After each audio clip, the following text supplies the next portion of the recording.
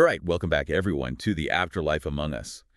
We are on deep dive number 5, and today we're diving into a real head-scratcher. Definitely a deep one. We're talking about the simulation punishment. Yeah, this should be interesting. Now, if you've been following along with us, you'll remember that we've already sort of dipped our toes into some pretty wild concepts, like modern hell. Right. The idea that maybe, just maybe, all the suffering and stuff, all the bad stuff we go through, it might actually be a test. Exactly. Some kind of cosmic trial by fire. Yeah, and we've also talked about this whole time loop redemption thing. Right. Like, what if we get, multiple shots at life, to kind of learn from our mistakes and actually get it right? Exactly. So today's topic, this whole simulation punishment idea, Yeah. it kind of takes all that and, cranks it up a notch. Oh, yeah. What if all this, everything we experience, is actually like a program? Like we're in a video game. Kinda, yeah. Like a program that's designed to kind of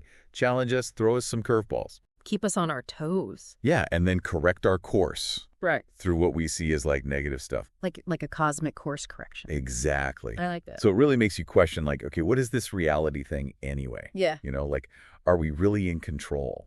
So yeah, buckle up, because we'll unpack this. It's pretty wild. What are your initial thoughts on this? Honestly, it's a bit unsettling. But you know what? It also kind of makes sense in a weird way. Nice. Like when you think about modern hell and how much emphasis there is on mental and emotional struggles, it almost feels like, I don't know, like a video game. Oh, tell me more about this video game thing. Okay, so think about it. In a game, you have all these challenges, right? Setbacks, you got to level up, you face those bosses. But all those obstacles, they're not there to just make you miserable. Right. They're there to push you, to make you better, to help you progress. So maybe, just maybe, the stuff we go through in life, it's kind of like that. Okay, so you're saying, the tough times, job losses, heartbreaks, all that, maybe those are levels in this cosmic video game we're all playing. Yeah, exactly. What if those aren't just random bad luck, but carefully designed challenges to help us grow? That's a pretty wild thought, right? Yeah. Life is a video game. But then if you throw in the whole time loop redemption concept, that takes it to another level. Right. What if each loop, each lifetime is a new level in the game? You get another chance to play, make different choices, maybe do better this time around. I like that. So let's say, hypothetically, I keep finding myself in these, let's just say, less than ideal relationships. Sure. Is that hitting the same level over and over again? Maybe, yeah. Until you figure out how to choose differently or set better boundaries, you might be stuck in that loop. So I'm doomed to repeat it. Well, maybe not doomed, but it could be a sign that there's something to learn there. That's deep, man. So is that where the punishment part comes in? Yeah, I think so. The idea is that when we keep making choices that lead to, suffering or stagnation, it's not just bad luck. It's like the universe giving us a little tap on the shoulder. More like a cosmic slap upside the head. Hey, pay attention. You're doing this wrong. Try again. Oh, wow. Okay, yeah. So a course correction, but with some tough love thrown in? Exactly. I've had these moments where it feels like life is hitting the reset button on me. Same patterns, same struggles, different faces, different places, but same old story. Right. But if it's all a simulation, if it's all programmed, what does that say about free will? Do we even have a choice? That's the million-dollar question, isn't it? Yeah. If everything is predetermined, what's the point of trying to change anything? Well, even if we entertain this whole simulation idea, we still experience life as if we have choices, right? We feel those consequences. Sure. So maybe the question isn't whether free will exists, but how it works within this possible system. So, are we really making choices? Or are we just, puppets on a string? It's a question philosophers have been wrestling with forever, and this whole simulation idea just adds another layer of complexity. It's a lot to wrap your head around. Oh, yeah.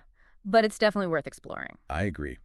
All right, folks, let's take a quick breather here, let all this sink in, and we'll be back to dive even deeper into this simulation punishment thing.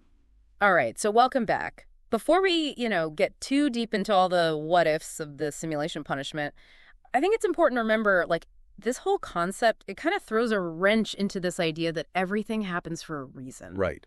This comforting idea that even the bad stuff, there's always a silver lining, right? Exactly. We like to think that our struggles, they have meaning, Yeah. It's all part of some bigger plan. Yeah, totally. Makes us feel better, right? Yeah, for sure. But the sources we've been looking at, they kind of suggest something different. Oh, really? Yeah, they're saying that even though, yeah, suffering, it can, like, push us to grow, it doesn't necessarily mean it's part of some, like, divine plan. So no cosmic karma balancing act.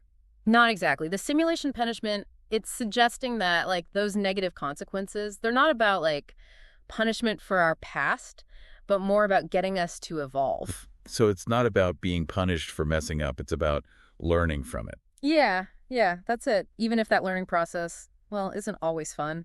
Yeah, no kidding. Makes you think back to modern hell, right? Exactly. We talked about how suffering, especially like the mental and emotional kind, it's almost like the main tool this system uses to like guide us. Like some kind of cosmic boot camp. Yeah, kind of. But here's the thing that bugs me, right? Yeah. If all our choices are just part of this big simulation, does that like make them less important? Right, like does it even matter what we do? Exactly. Can we really be held accountable if everything's already like set in stone? It's a tough one. Yeah, it gets to the core of what makes this simulation punishment so hard to like wrap your head around. The sources we've read, they admit that, yeah, our choices might be within this preset framework, but they still have real consequences. So even if it's all a game, we can't just ignore what we do. No way. They actually use this term, lifetime regrets, to describe those choices that lead to, suffering or missed opportunities. It's a reminder that even in a simulation, our choices, they matter.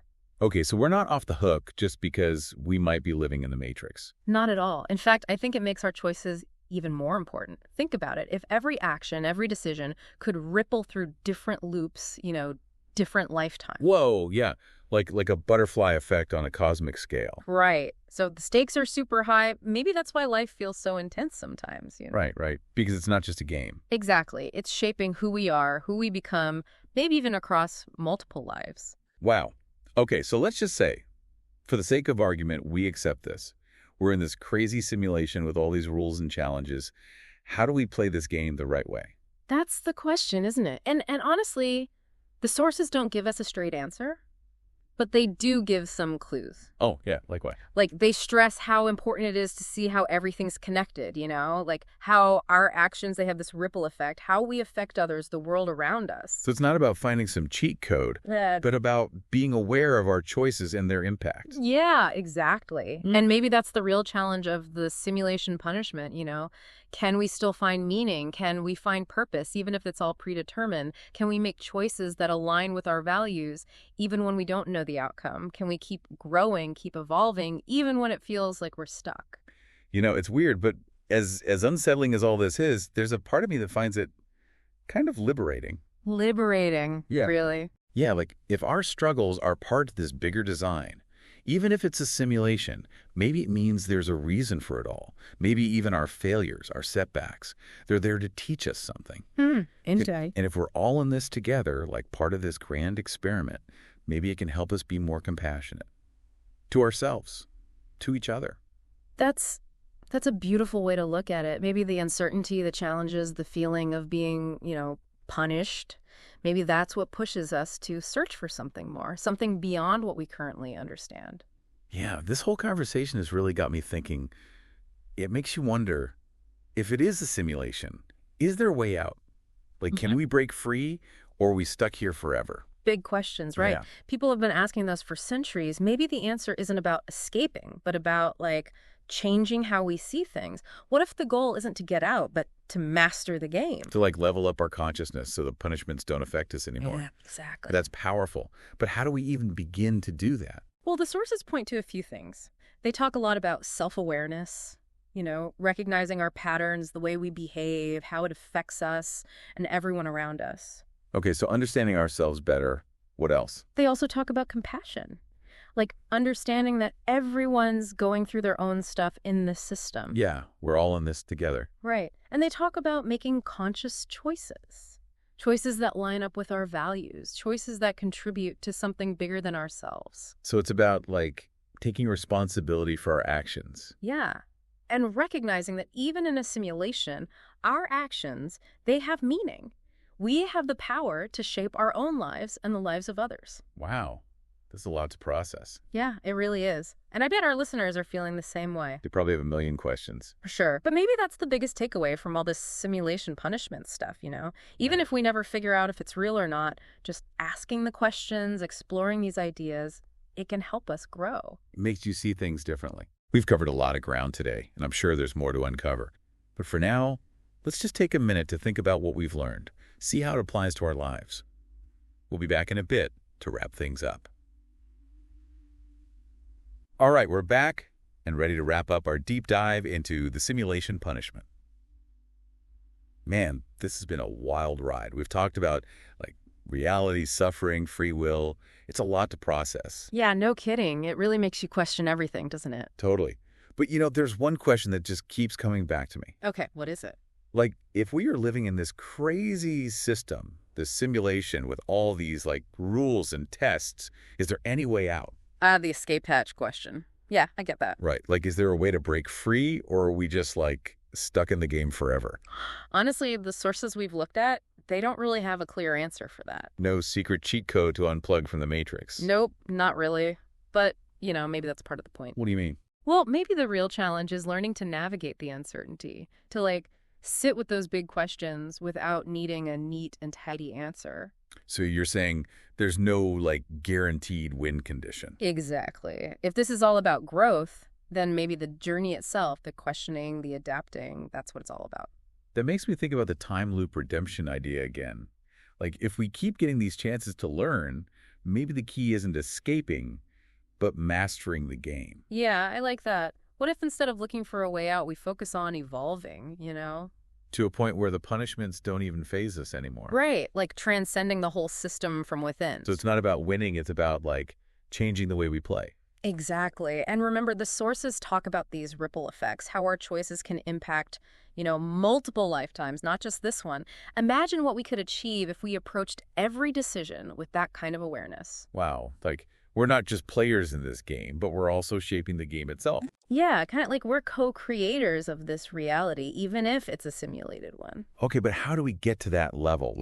Is there a manual, a meditation app, something to unlock our full potential in this system? I wish it were that simple. The sources, they point to this more gradual approach. A lot of it comes down to self-awareness, compassion, and, really thinking about our actions. So a lot of inner work. Yeah, for sure. But it can be really empowering too, because if this is a simulation, then that means we have the power to change it. Through our choices, our intentions, our actions. Exactly. That's a lot of responsibility. It is. But it's also an incredible opportunity. Imagine what would happen if everyone started living with that kind of awareness. As crazy as all this simulation punishment stuff is, there's something about it that gives me hope. Really? Yeah, if we're all connected in this big experiment, even if it's a simulation, then maybe there's a deeper meaning to it all. Maybe even our struggles have a purpose we don't fully understand yet. It's a comforting thought. And maybe, just maybe, if we keep learning, keep growing, we can all evolve together. Make this whole life thing a little bit better, a little bit more meaningful. Yeah, that'd be something. Well, this deep dive, it's definitely left me with more questions than answers. But I feel in a way, that's the point, right? It definitely keeps the mind going. It does. It does. So what about you listeners? What are you thinking about all this simulation punishment stuff? What resonates with you? What freaks you out? Let us know your thoughts in the comments. Yeah, we'd love to hear from you. And be sure to subscribe so you don't miss out on our future deep dives into the afterlife among us. Until next time, keep questioning, keep exploring, and keep that mind of yours wide open.